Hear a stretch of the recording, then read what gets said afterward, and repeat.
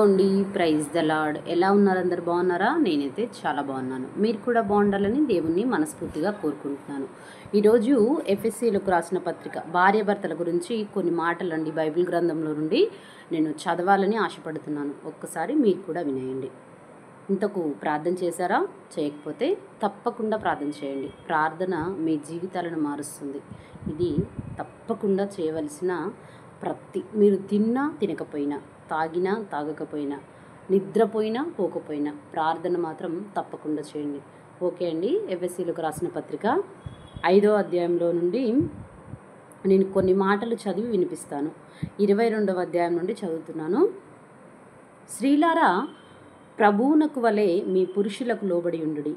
క్రీస్తు సంఘమునకు శిరస్సై ఉన్నలాగున పురుషుడు భార్యకు శిరస్సై ఉన్నాడు. క్రీస్తే శరీరమునకు రక్షకుడై ఉన్నాడు. సంఘము క్రీస్తునకు లోబడినట్టుగా భార్యలు కూడా ప్రతి విషయంలోనూ తమ పురుషులకు లోబడవలను. పురుషులారా, మీరును మీ భార్యలను ప్రేమించుడి. అటువలే క్రీస్తు కూడా సంఘమును ప్రేమించి అది కలంకమైనను ముడత అయినను అట్టిది మరి ఏదైనను లేక పరిశుద్ధమైనదిగాను నిర్దోషమైనదిగాను మహిమగల సంఘముగాను ఆయన తన ఎదుట దానిని నిలవబెట్టుకొనవలనని వాక్యముతో ఉదక స్నానము చేత దానిని పవిత్రపరిచి పరిశుద్ధపరచుటకై దాని కొరకు తన్ను తాను అప్పగించుకొనెను. అటువలనే పురుషులు కూడా తమ సొంత శరీరములను వలె తమ భార్యలను ప్రేమింపబద్దులై ఉన్నారు. తమ భార్యను ప్రేమించువాడు తన్ను తాను ప్రేమించుకొనుచున్నాడు.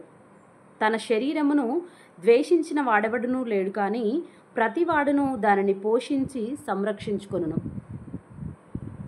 మనము క్రీస్తు శరీరమునకు అవయములై ఉన్నాము కనుక అలాగే క్రీస్తు కూడా సంఘమును పోషించి సంరక్షించుచున్నాడు. ఈ హేతువు చేత పురుషుడు తన తండ్రిని తల్లిని విడిచి తన భార్యను హత్తుకొనును, వారిద్దరూ ఏక శరీరమగుదురు.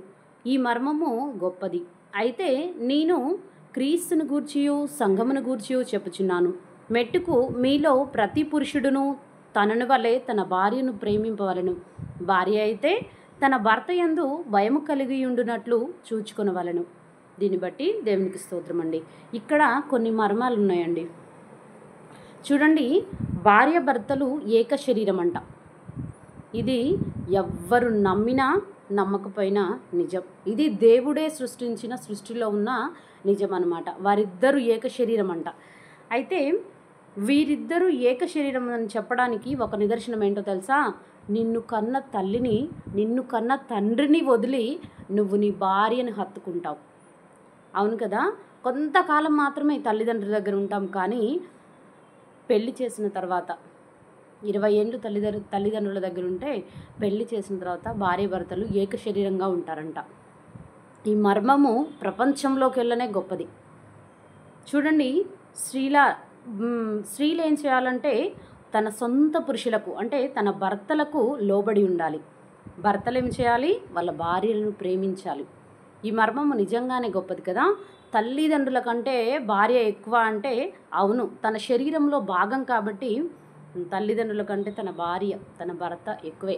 తను కన్న పిల్లల కంటే కూడా వారిద్దరు ఏక శరీరం, ఏక మనస్సు, ఏక శరీరం కలిగి ఉంటారు కాబట్టి ఎక్కువే. వారిద్దరూ ఒకటే అని దేవుడి వాక్యమే చెప్తుంది. చూడండి, ఎఫ్ఎస్సీలకు రాసిన పత్రిక 5వ అధ్యాయంలో నుండి ఈ మాటలండి. దేవుడే సంఘాన్ని ప్రేమించినట్టు భర్తలను, తన సొంత పురుషులను, మనకి క్రీస్తు సంఘమునకు శిరస్సై ఉన్నలాగున పురుషుడు భార్యకు శిరస్సై ఉన్నాడు. క్రీస్తే శరీరమునకు రక్షకుడై ఉన్నాడు. సంఘము క్రీస్తునకు లోబడినట్టుగా భార్యలు కూడా ప్రతి విషయంలోనూ, ఒక విషయం రెండు విషయాలు కాదండి, ప్రతి విషయంలోనూ తమ పురుషులకు లోబడవలను. పురుషులారా, మీరును మీ భార్యలను ప్రేమించుడి. చూడండి, ఎంత దేవుడే చెప్తున్నాడు. మీరిద్దరు ఏక శరీరం కాబట్టి మిమ్ములను మీరు ప్రేమించుకోవాలి. భార్య భర్తకు లోబడి ఉండాలి, భర్త భార్యను ప్రేమించాలి. మీరిద్దరూ ఏక శరీరం అని దేవుడు ఇంత గొప్పగా మర్మమైనది చెప్తున్నాడు. దీన్ని బట్టి దేవునికి మాత్రమే కృతజ్ఞతాస్తుతులండి. ఆమేన్.